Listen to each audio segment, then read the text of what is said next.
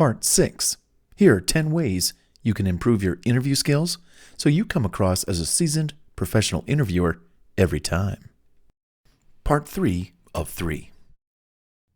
Interview tip number 8. Have your special offer primed, polished, and ready to share in as few words as possible. In addition to having your freebie ready to help build your list of prospects who you can sell to later, you should also plan to have a special offer you can give to the audience who's listening to your interview. For example, the host's name. I'd like your listeners to know that they can get 25% off my new book at my website if they just mention your name. Or if you buy today and mention you heard me on your show, I'll give you a 2-for-1 deal. Buy one of my books and I'll give you a second book absolutely free, plus shipping, of course. Or something similar. Come up with your own special offer and rehearse it. Be prepared to offer it at the end of the show or just before a sponsor or commercial break, if permitted. Make it known and repeat it throughout the show if you can, especially at the end of the show. You can give out special code numbers that give listeners a discount on your products or even a specific product when they go to your website and the shopping cart is asking for, hey, got a coupon code for 20 or 50% off? For example, create different coupon codes per giveaway per show. When people enter in those codes or coupons in the shopping cart, you know where that order came from. Also, make the coupon codes that you create and use on these interviews easy to spell and easy to remember. That's interview tip number 8. Have your special offer primed, polished, and ready to share in as few words as possible. Interview tip number 9. Always slip your website address into the interview conversation subtly and a little indirectly. It goes without saying. Always be prepared to slip in your website address during your interview. Well, at mywebsite.com, I mention XYZ123 in a blog article that I wrote. And what it talks about is, or I have more information about that at mywebsite.com.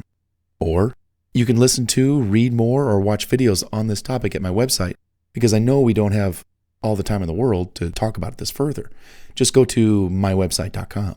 You'd be surprised how many authors are interviewed today on big radio and TV stations who do not have, promote, or slip in their website address into the interview conversation subtly and ever so carefully. How do they expect to bring more attention to what it is that they have to offer? When you're being interviewed, you only have a minuscule amount of time to get your message out and all the information you really want to share. In reality, that means in that window of time, you need to cover everything you can that you want to share. So what do? Well, you give out your website where interested listeners can learn more about who you are, your products, your articles, your videos, what more you have to say, but didn't get a chance to finish. Yeah, that's interview tip number 9. Always slip in your website address, just ever so carefully and subtly, into the interview conversation. And just practice doing that, and you'll come across naturally and, when the opportunity comes to give out your website in the interview. Interview tip number 10. Practice with others who will ask you questions and you answer back. This is very helpful when you're just starting out. Have your list of questions written down and printed out so a friend, a family member, business associate, or colleague can interview you. Practice giving your answers. Keep them short, yet detailed. Ask for constructive feedback from the person who interviewed you. How did you sound? Do you need to come up with more material for a specific question? Do you need to rephrase your answer because it wasn't really complete? Do you need to shorten the response time for specific questions? Record your practice interview so you can then listen to it for constructive suggestions and corrections on how you answer, how long your answers are, etc. Practice makes perfect. So keep practicing to continually improve and master your performance. I'll tell you right now, I've had a lot of my friends and colleagues and customers and clients, they talk about, I'm so scared to get interviewed. I want to do it, but I'm scared. Well, you know what? Treat it like it's your birthday.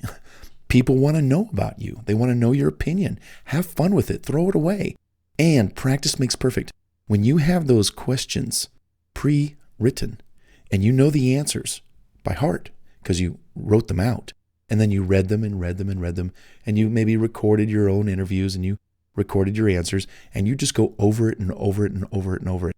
Trust me, this stuff is going to become second nature to you. And you're going to be excited to do the next interview and the next one and the next one. Bring them all on. Bring like 3 to 5 interviews a day. I want to do it. Yeah. So interview tip number 10 was practice with others who will ask you questions and you answer back. So you can practice what you preach. No, I'm just kidding.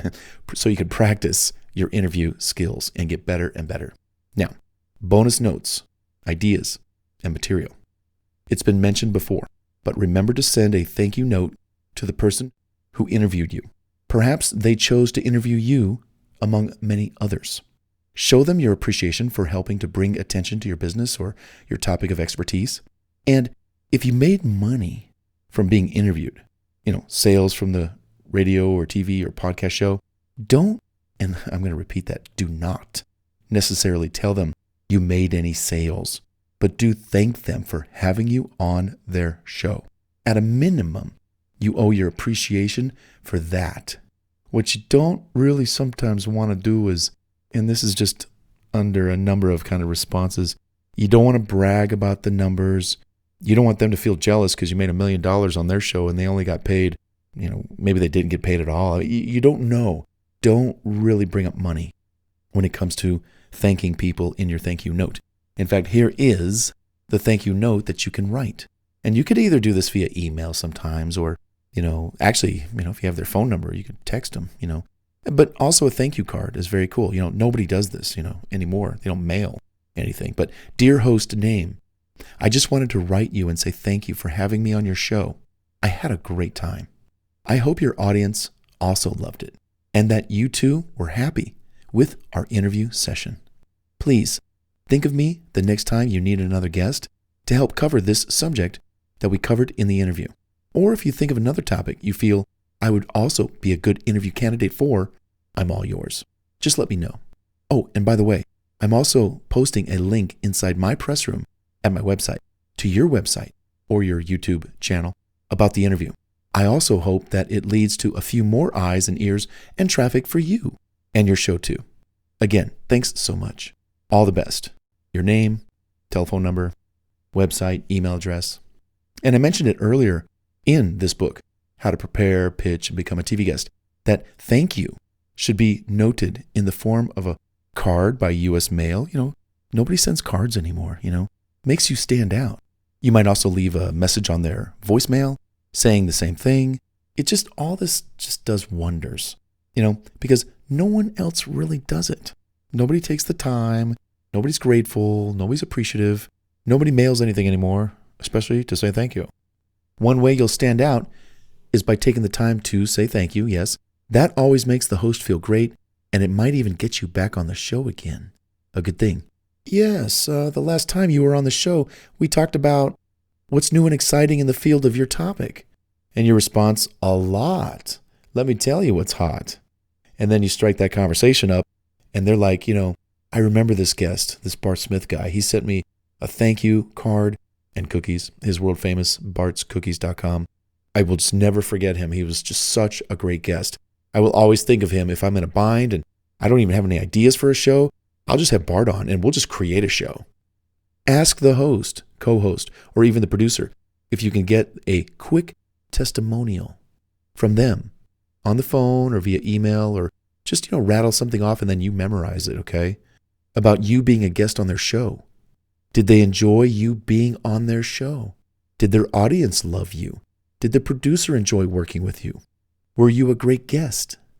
The answers to these questions in the form of a testimonial on your website and inside your press kit will help you secure your next interview in a flash. Why? Because if one show host likes you, chances are the next one will too. Piggyback one successful interview after the other until you have a pile of interviews stacked up and everyone wants to interview you. Note, if you have a tvguest.com directory profile listing, you can send them to your profile and submit a glowing review about your appearance. How do you like them apples? All right. Hey, this concludes the bonus tvguest.com training report, 10 ways to improve your interview skills right now for TV, radio, podcast, and other show interviews. I hope you got a lot out of it. I know I did when I originally wrote this report like 17 million thousand years ago, because I was wanting to improve my interview skills. And I did so because back in the day, I watched a lot of interviews. I was watching a lot of news programs, day programs, night programs, whatever, listening to radio. And I was just consumed by how the host and the guests worked together, how they fed off each other. Was it a good interview? Was it, like I said, an antagonistic type interview? Did the hosts try to antagonize the guests and make them feel just, well, what do you mean about that? Well, I don't think that's correct. It was just like, oh my gosh, I don't want to go into that fire, But either way, I love these tips, 10 ways to improve your interview skills right now for TV, radio, podcast, and other show interviews. If you need to, listen to this audio one more time, maybe 3 times, to really just nail it. So you too can give the best interview you ever will, and you'll do it time and time again for every interview going forward right now.